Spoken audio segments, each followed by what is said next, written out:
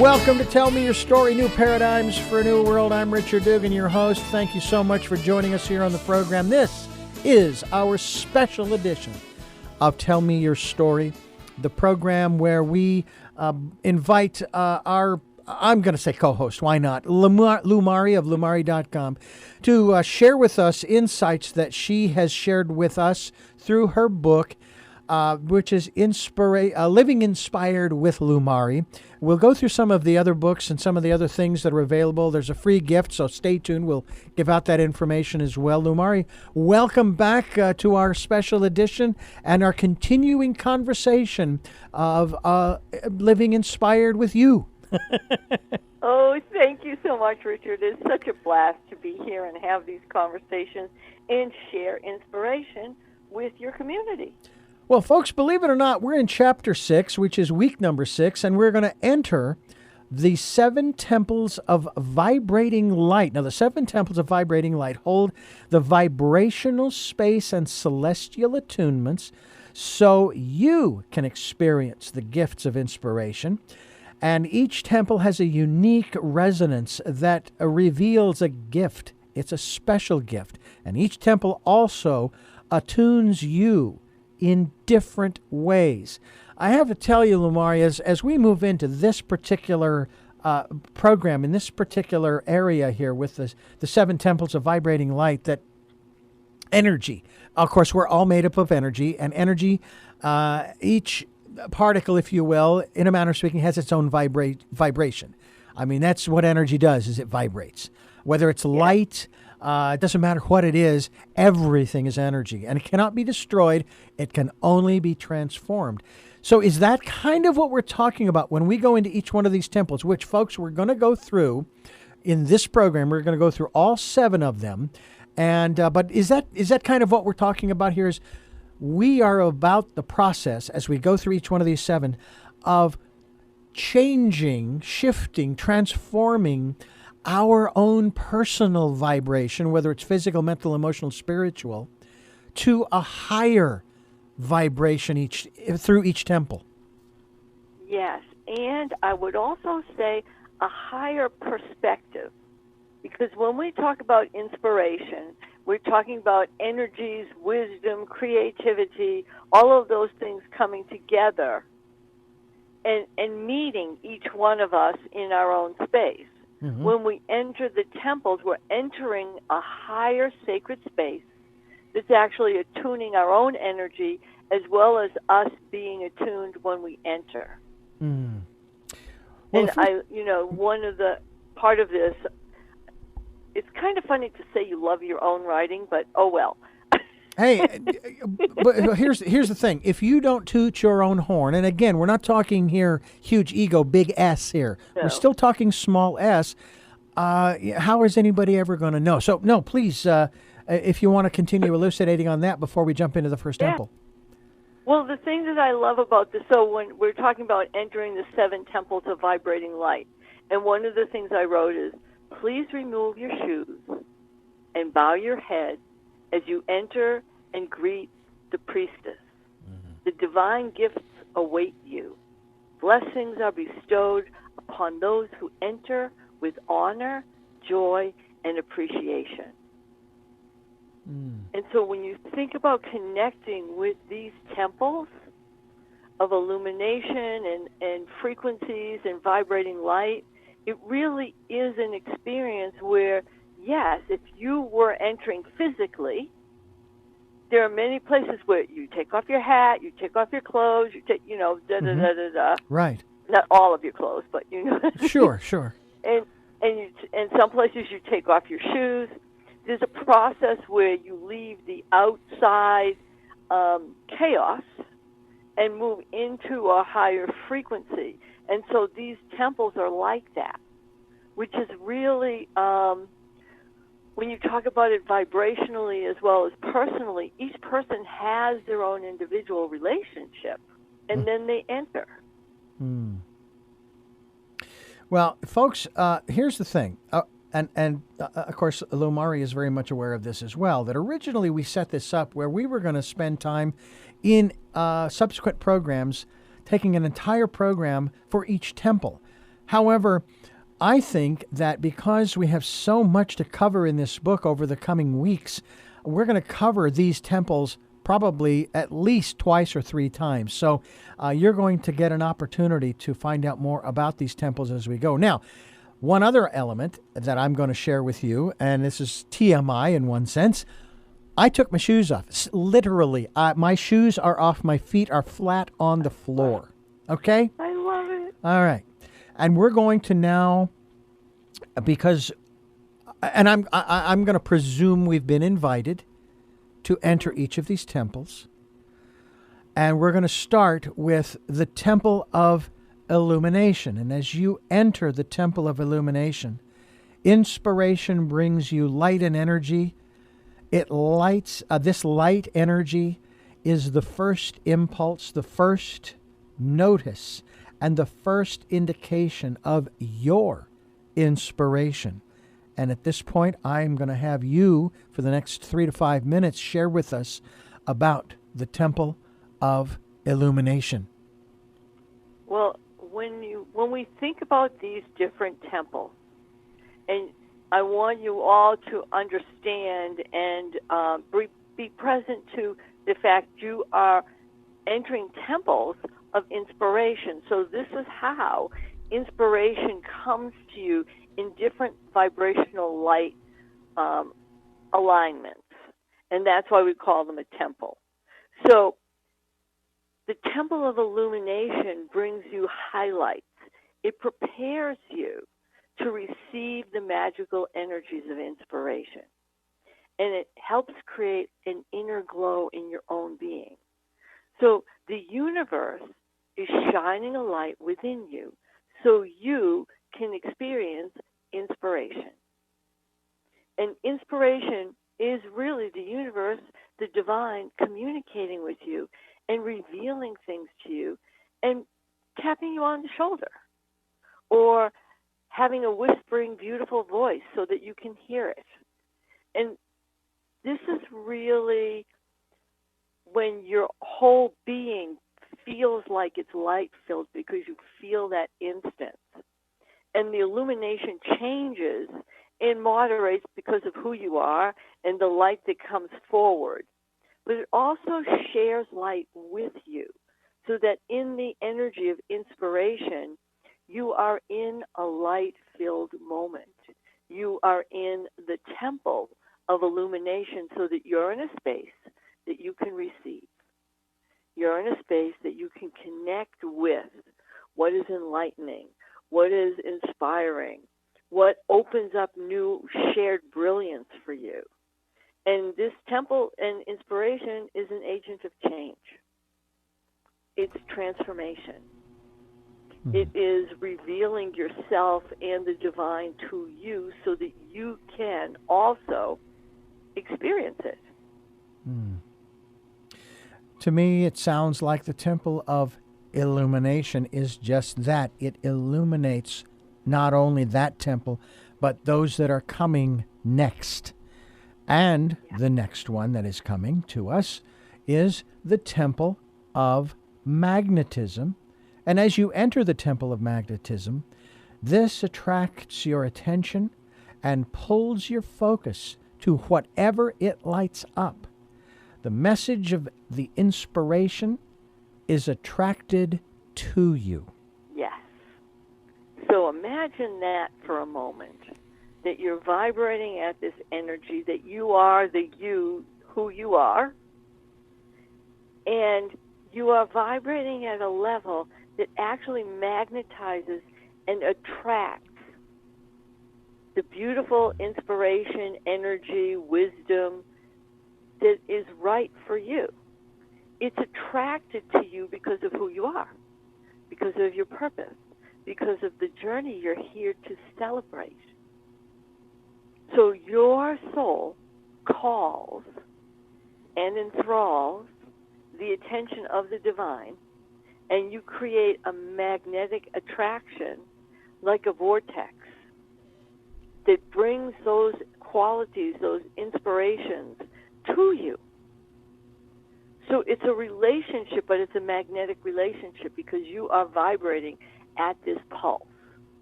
and it's positive attraction. And again, this is when you are in that space, well, I'll use the term zone, when you're in that zone. And we're talking about these experiences, but also we're talking about them as temples. So it's not a simple thought process like, oh, yes, I'm attracted, or yes, I'm attracting things. Mm-hmm. This is a much more sacred, illuminating relationship. So when you're in the temple of magnetism, you are in a different vibration. And really, I love that it is a temple, because you can feel the honor and sacred energy when you go into a temple, as opposed to thinking that you have a thought about it.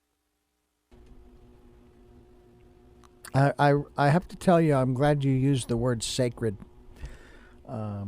Obviously, when we think of temples, as we're moving through these are sacred spaces, even though they're not literal spaces in terms of some type of, shall we say, brick and mortar. It is still a place that we are going through.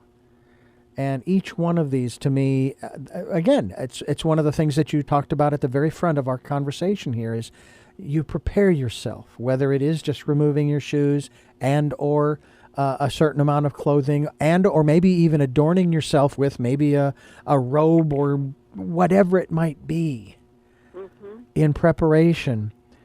And I think that's really it, and that's what really makes it special. That's what really makes it special. The next temple is the temple of reverberation, which sends harmonic resonance into the world, and your heartstrings echo your soul purpose, and you are in the midst of a ripple effect. First thought comes to my mind on this, Lumari, this single drop of water that descends and hits a still body of water, and you see the ripples go out. And then when the ripples reach the shoreline, shall we say, they ripple back again. And it just, and the more, shall we say, you have these drops of water, or, what have you, it just continues. And especially when we're in that space, in that sacred space. Yes, exactly.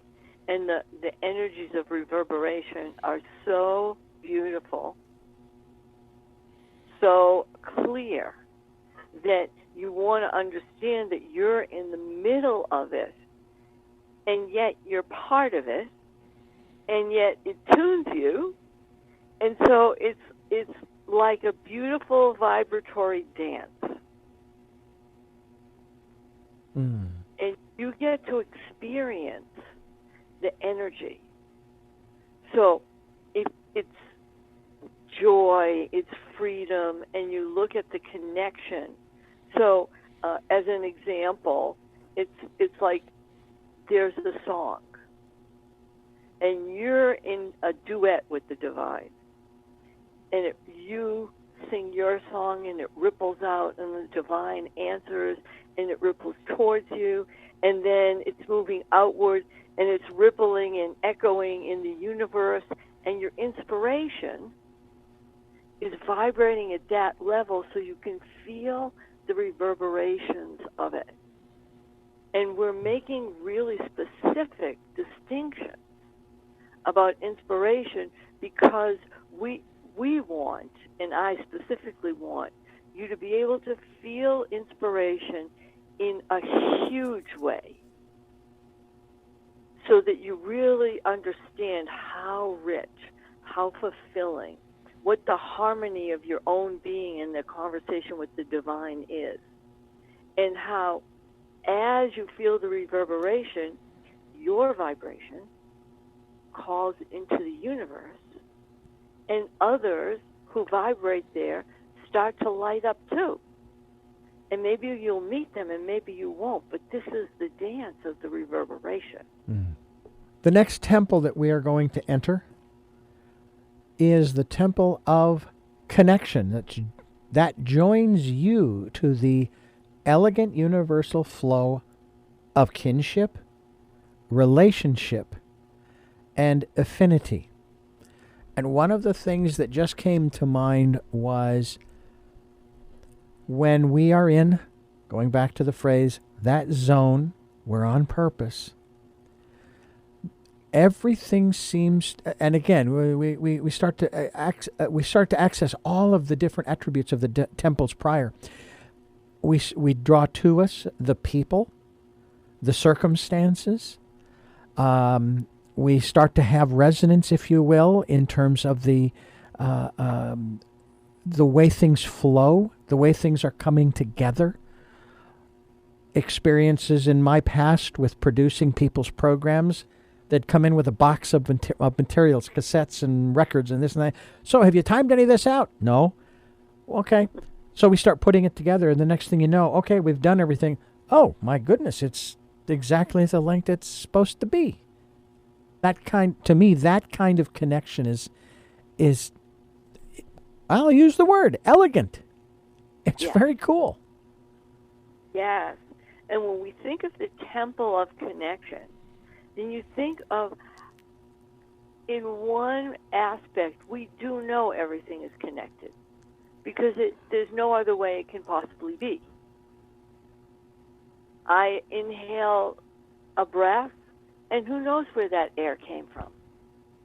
We think of it as being in the same room, but where did it come from in this room? Everything's connected. I can be breathing another planet in this moment because everything is connected. So when we enter the temple of connection, then the aspects of inspiration, each place, each person, each idea, they're all connected, and we bring it into ourselves. And whether there's similarities or insights, we get to see it. Mm-hmm. We get to experience it. And that's a very, very powerful thing. Just the way of connecting with the art of inspiration, the awakening, revelation, and transformation, it connects us to everything. And the temple of connection helps us understand and immerse ourselves in that knowing. You know, the further that we go in, we're in temple number 4, the connection, the less important or relevant or influential the outside world becomes, because our awareness is hopefully at this point so focused and so connected that nothing else matters at that point. And it's not to say that the outside world doesn't matter, but it's to say that when we are seeking out inspiration, that's what matters. And then we start drawing those things to us. We start having the experiences that we have. Like I said, it just astounds me sometimes when I would be working with certain people, so having certain experiences, doing certain projects, and it's like you completely forget about time. It's like, what do you mean it's 5 hours later? Or it's the next day? I'm not tired at all, you know. Yes, well, and especially when we talk about the temple of connection, you're immersed in that connection. So when we really feel connected, there isn't the same distinction of separation that we normally have. And it's easy to describe inspiration within the context of art, even though it exists everywhere. You know, so we look at leaders in the world, and if we just say Martin Luther King because everybody knows who he is, he was inspired over and over again to bring the message forward. And the message was about connection. Not the separation of this and this, which was what he was talking about, to help heal that separation. Yeah. And it's a whole amazing thing when we're in that level of inspiration. We're aware of ourselves because we have to be. Mm-hmm. We're also aware of all of it, and we don't feel separated. The messages we receive are part of us and part of the universe. We happen to receive them because the divine is saying, you know, you could do this. Mm-hmm. Yeah. And what came up for me just now is one of the statements that he made was, you know, that we should be judged not by the color of our skin, but by the content of our character. And what's interesting about the content of our character, it has nothing to do with the outside world from the standpoint that that's who we are inside. And who or what are we connecting with? To me, also seems rather important as well. It sort of ties into my book choices in terms of the words, the actions, and the personal input that you surround yourself with. What are you connecting with in the material world that is then supporting that connection when you're in the zone? That's also very important. And being present to it, because we know there is, the universe is giving me the word, a plethora of contrasting information that distracts you from being in that zone.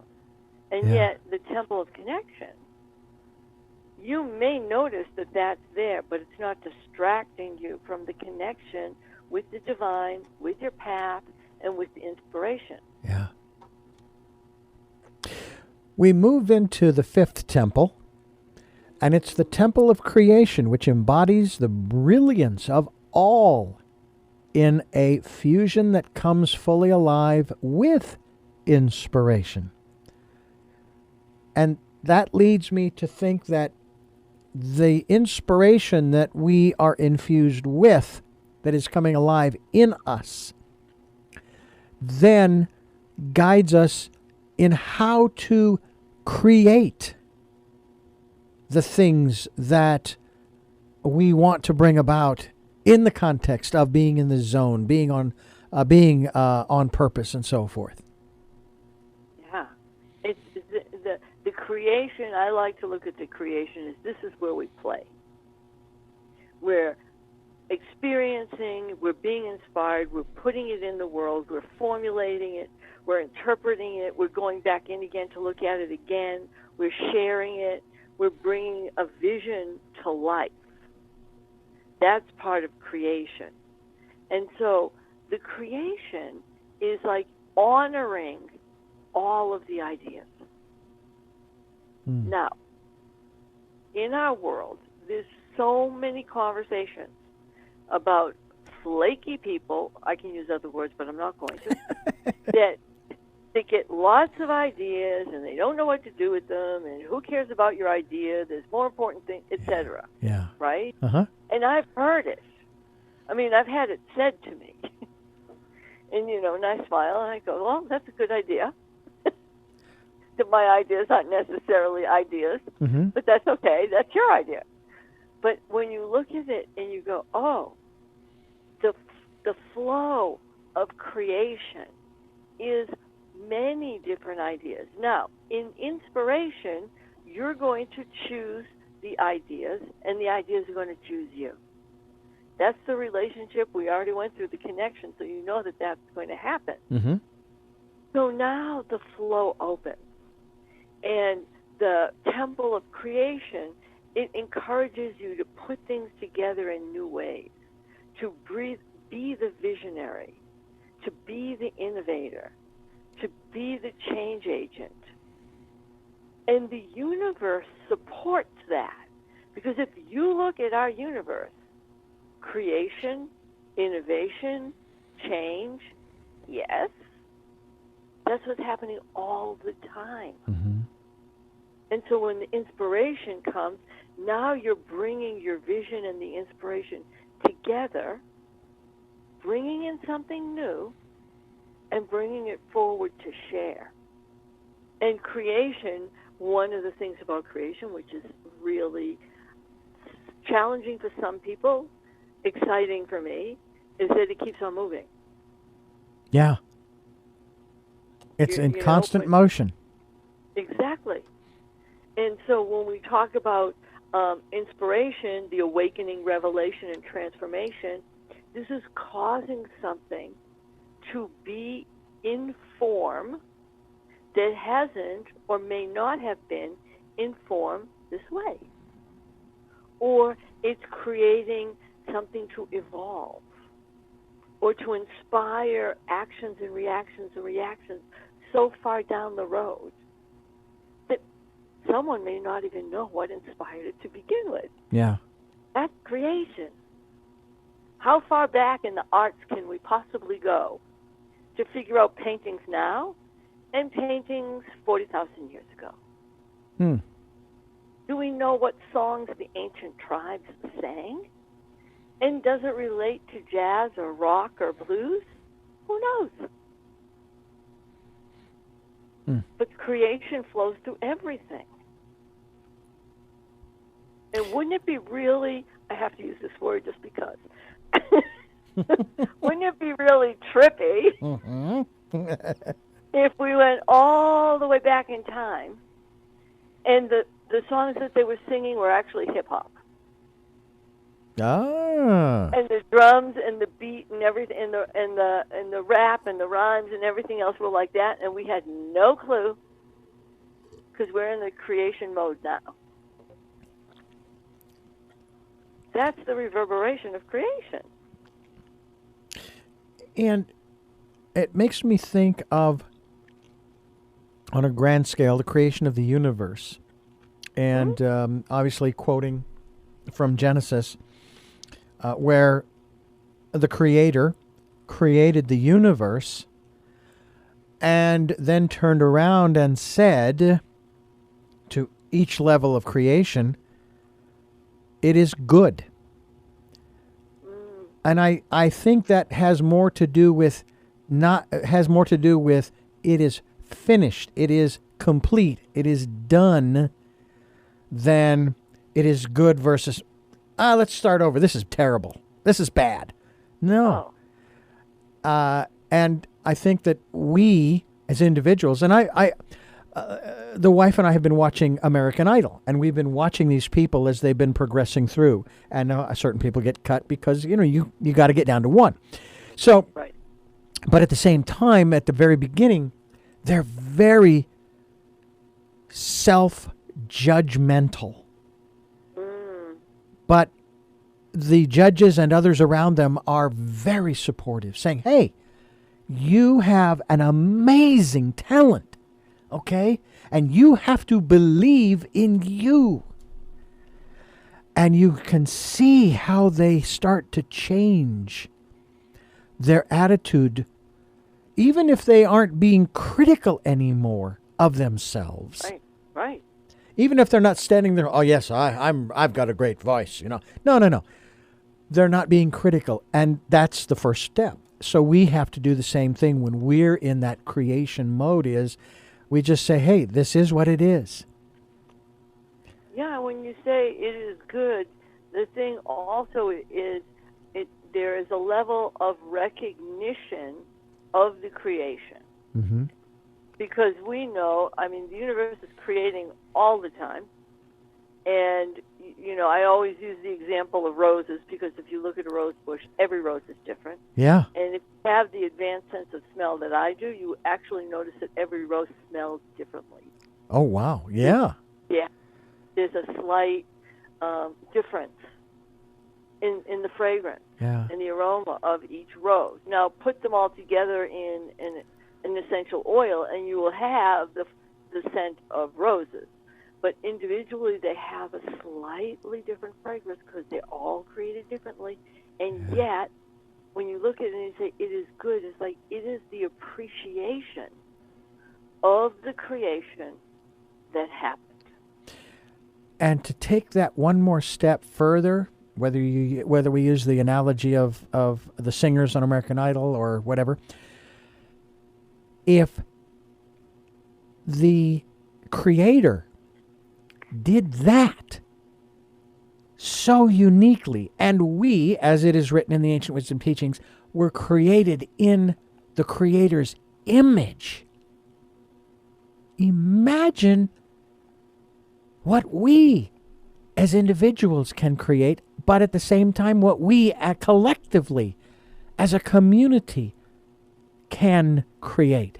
It's just astounding. Let's move on to Temple 6. The Temple of Generosity. It resonates the great immensity of benevolence and grace. This is goodness radiating love, kindness, and uplifts the world. And it makes me think that if we're in the zone and we're creating from Temple 5, the natural continuation of the process of inspiration is generosity. If it is only in sharing what you've created with others, like they do on this program where they're belting these songs out. They're getting real personal, telling personal stories that touch the hearts and minds of the people listening and watching. To me, that's part of generosity.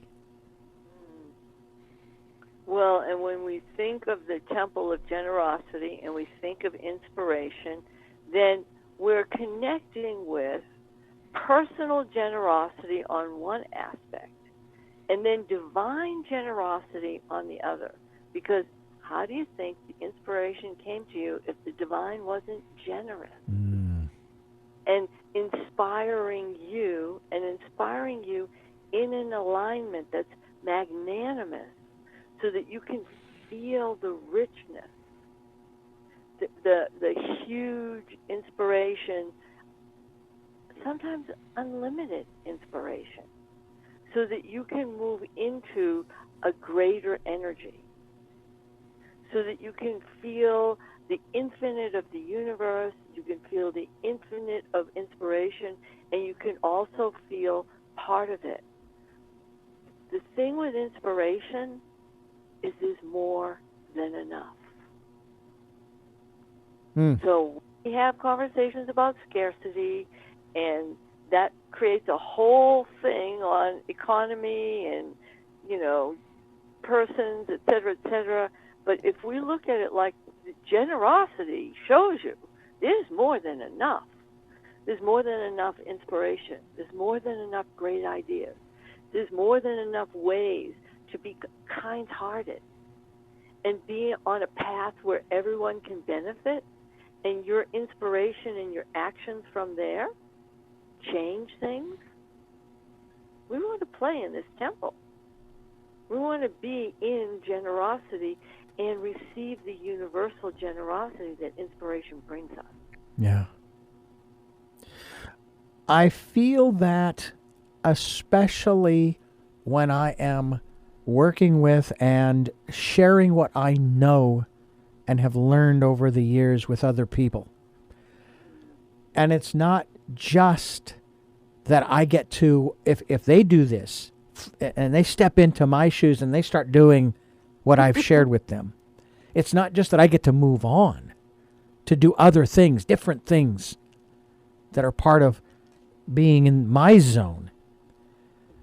But it is also an acknowledgement that they have the same capacity and hopefully and ability and aptitude.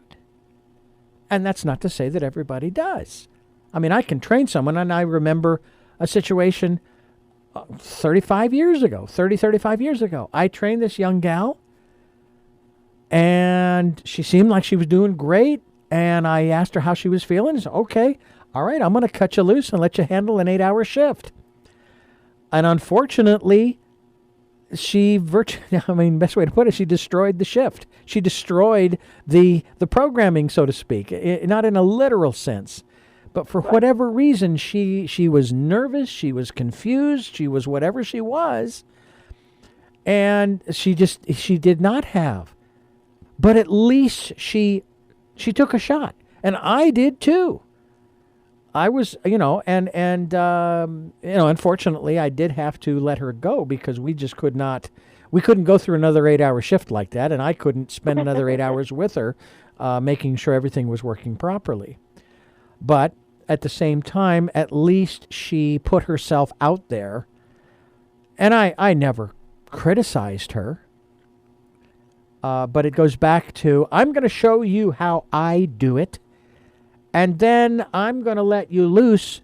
And as long as you get the result that we want, I don't care if you do it standing on your head. And unfortunately, we weren't able to get that result. But it opened up, I'm sure, some new doors for her when she realized, oh, well, maybe I'm not ready for that. Maybe I stepped into an area where I wasn't quite ready for. And that's okay, too, because that's part of the learning process. Well, and generosity is being able to give in an expansive way so that the energies move. And when we speak about inspiration in that particular way, then the ideas, the creativity, the magic that's coming through is beautifully shared and appreciated. And you, as an individual receiving and stepping into the temple of generosity, you receive how you can receive. So it may open more opportunities, and it may open a place where you can share your gifts in a whole new way. And there's a quality in the generosity that is kind, appreciative, respectful, honoring, nurturing, joyful. All of those things are part of generosity. So when you're in that creation mode and you're having the inspiration, you're also in that space where as inspiration comes to you, you feel that. And as you act in inspiration, you also feel those qualities. And that is something that is bigger. And that's why it's generosity. Mm.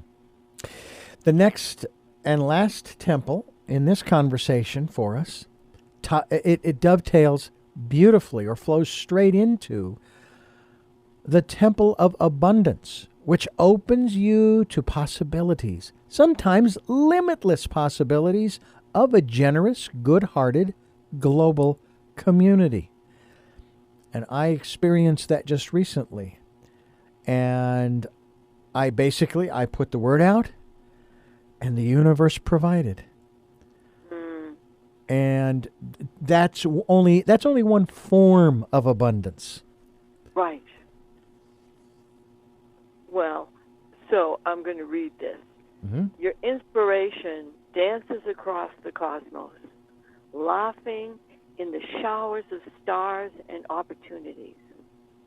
The wealth, the opulence, and the affluence of the divine bring more than you can say. Inspiration creates more. That's what the abundance is. We tend to translate words into specific things. Like when people think about abundance, a lot of times they're thinking cash flow. This is not about cash flow.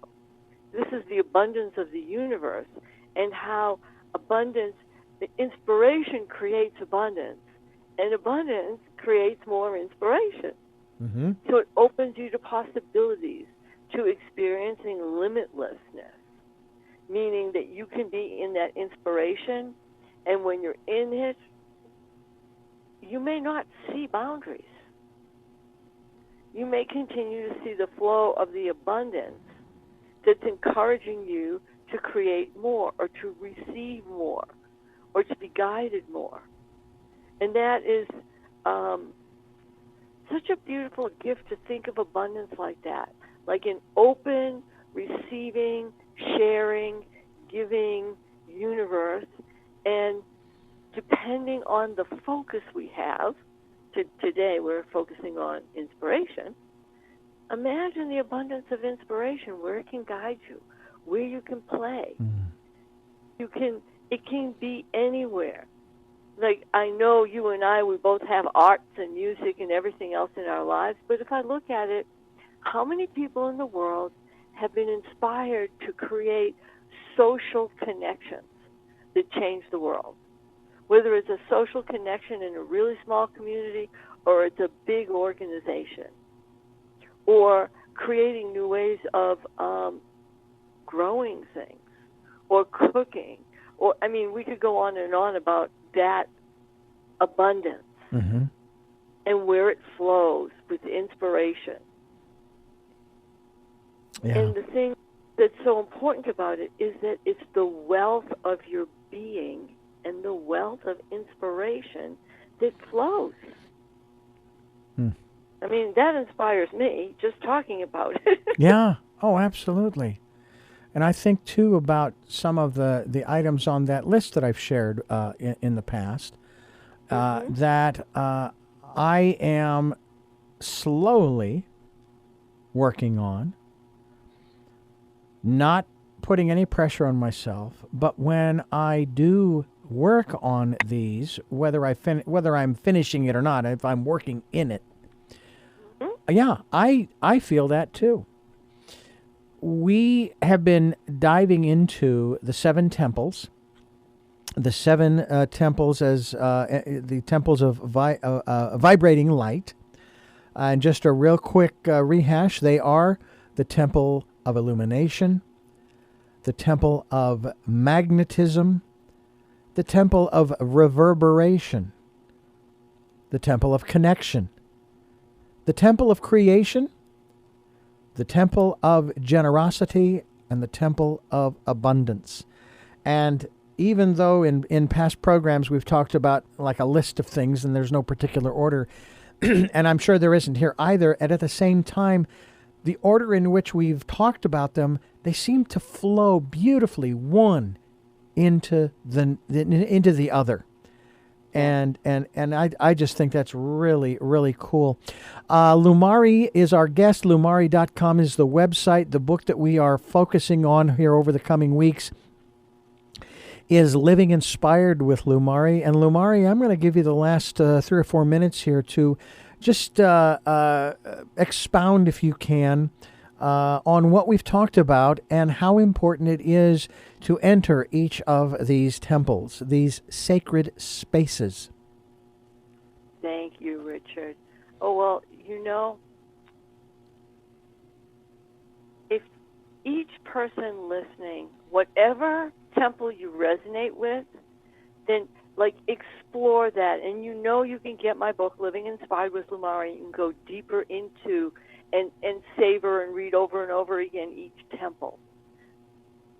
And imagine that when you do clearly receive the awakening, revelation, and transformation of inspiration, that you actually are going into each sacred space, each temple, to ignite and celebrate and experience inspiration in a much higher level.